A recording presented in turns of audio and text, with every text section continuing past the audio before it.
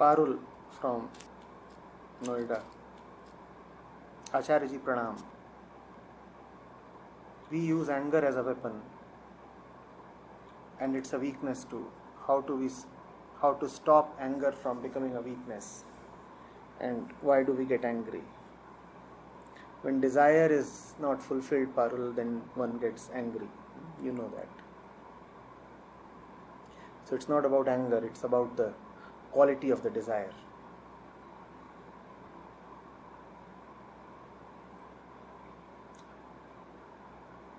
What is your desire about? What's the object of your desire?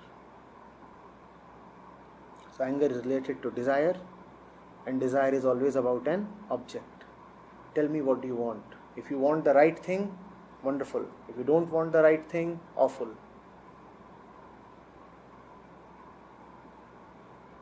It's not about anger at all. Anger is a misplaced subject of discussion, and so much has been said about anger. People keep talking of therapies related to anger. People keep talking of anger as some kind of affliction.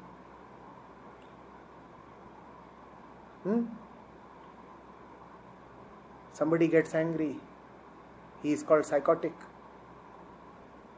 Is it about anger or is it about what you want? Yes? What do you want, Parul? And remember that there is such a thing which if wanted,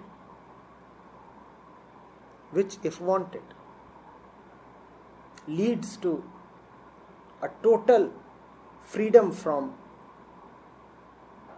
all desires and therefore anger. There are things that you want and do not get. There are things that you want and you get.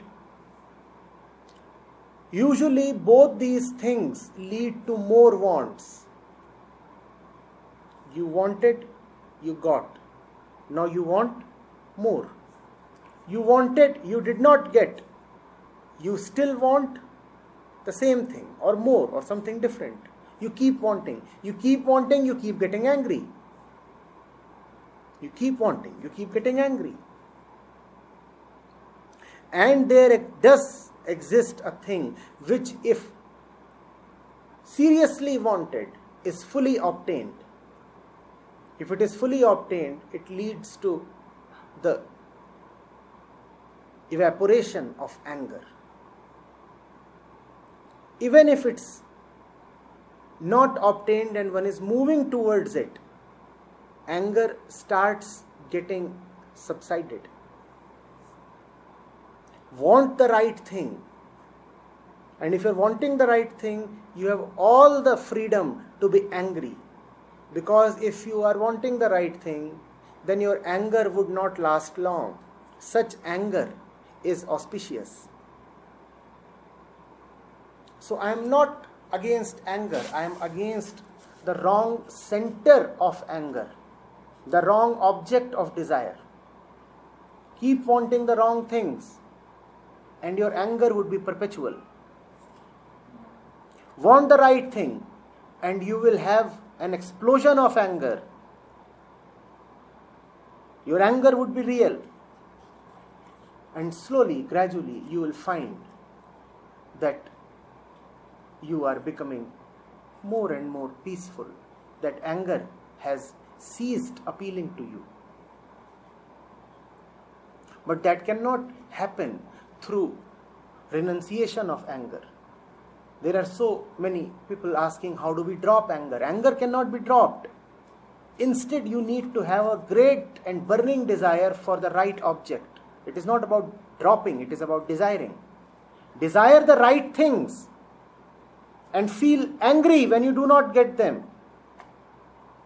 Nevertheless, keep desiring and keep desiring the right one. Anger would rise, and then anger would keep getting feebler and feebler and feebler. The right anger will not continue for too long. It will show a peak, an intense peak, and then will keep dissipating. The wrong kind of anger remains with you like a constant companion.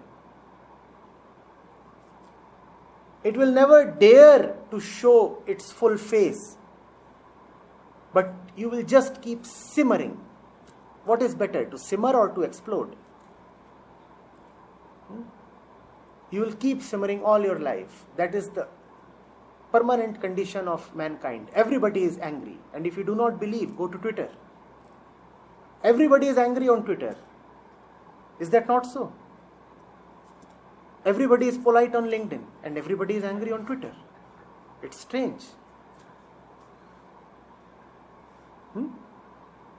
We are very, very angry people.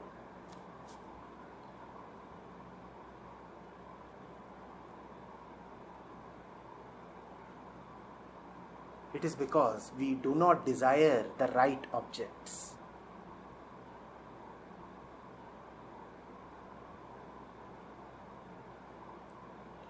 Desire the right thing and don't worry about anger at all. If it comes, let it come. It can't keep coming for long. In fact, I want that more people should have the right anger. If you have the right anger, then it's an anger that would change the world for the better.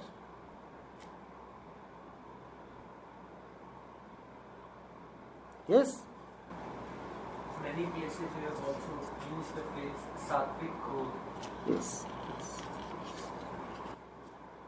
When you have anger for the right object, then you can call it Satvik anger.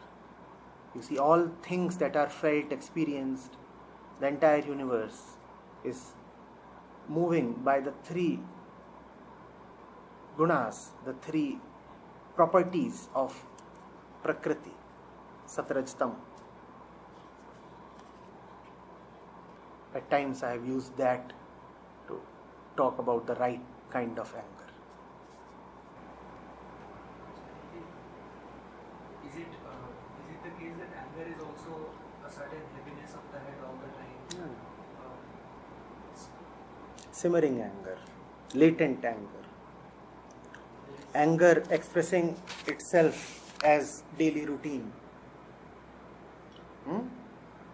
anger that dares not disclose itself.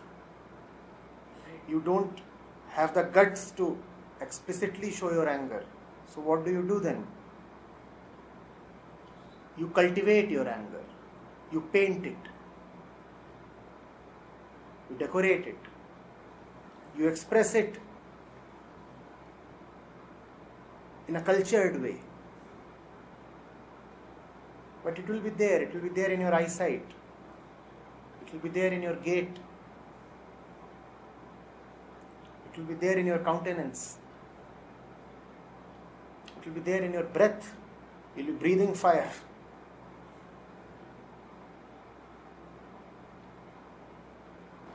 Means an unexpressed latent load. Don't even call it unexpressed. It's expressed in a different way. It's not expressed in the conventional way. Anger would express itself.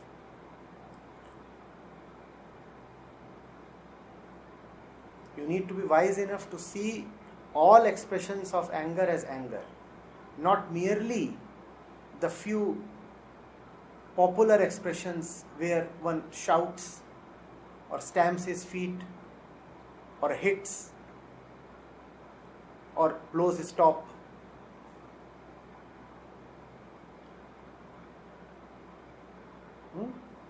Even sleeping can be a manifestation of anger. One can smile very angrily. One can kiss very angrily. One can walk angrily.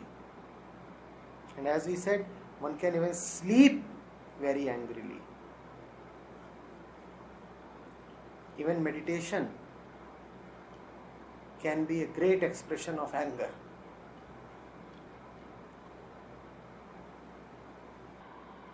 Prashant from Mumbai.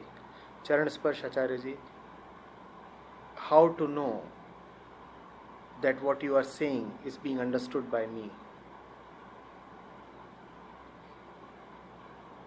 I fear that I might be interpreting wrongly with my mind. Thank you.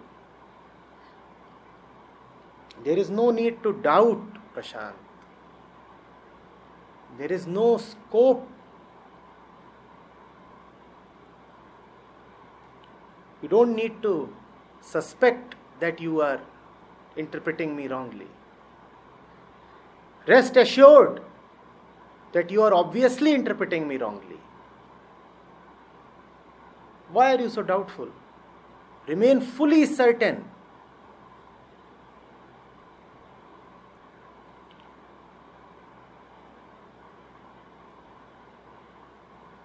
Not only you, but everybody who tries to interpret will get it wrong.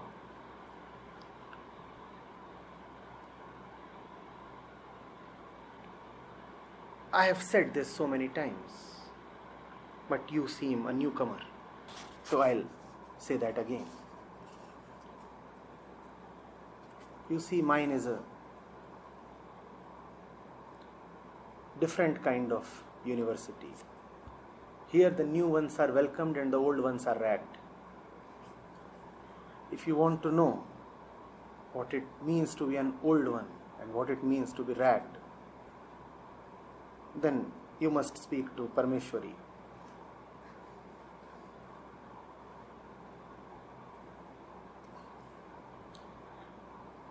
Recently I have heard she applied even for a TC.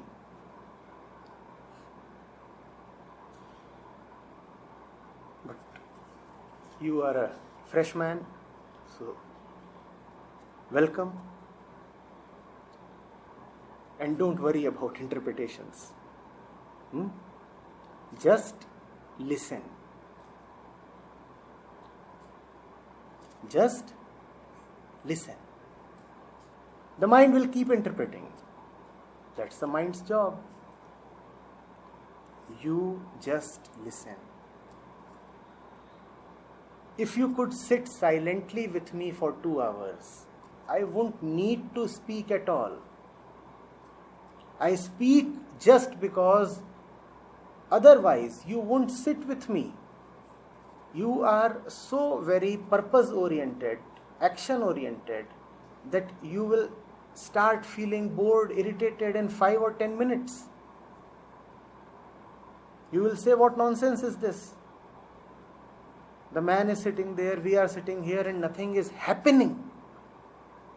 You are sold out to happenings. So I make something happen. What do I make happen?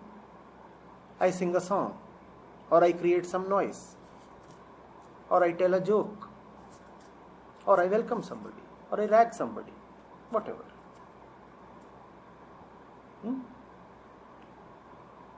All that is just a device, a trope. You could even call it a red herring.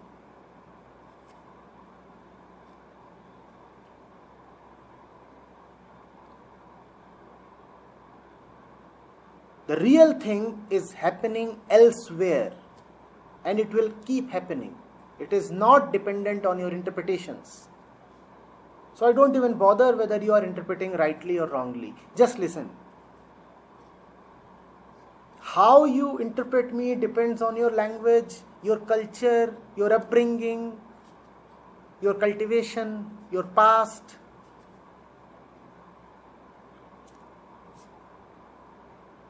So interpretations are frivolous. And interpretations are so very accidental. I may use a word that may have different meanings for a layman and a student of psychology, let's say. And so many of the words that I use come from the field of psychology, or rather have been borrowed by the field of psychology as well. So if I use those words and a student of psychology is listening to me, he will take them in his own particular way. But that's not what I am saying. What am I saying then? I am saying nothing. I am just saying something to keep you engaged. I play the music while your house is being robbed. You must be kept involved, you see. Otherwise, you will come to know that something is happening there. No, I will not say that, because you will become even more afraid. Today is the day of fear, it seems. So I play music while bounties and grace is being silently showered upon your house. If you were present in the house, you would prevent grace from doing what it must. So I take you away. I take you kids away and engage you in a magic show. And now you are entertained. Now you feel something important is going on where you are. It's wrong. You are misplaced. The important thing is happening in your home. Grace is showering its riches in your home. But for grace to fill up your home, you have to be firstly taken away from your home. I take you away. That's the function of my words. To take you away.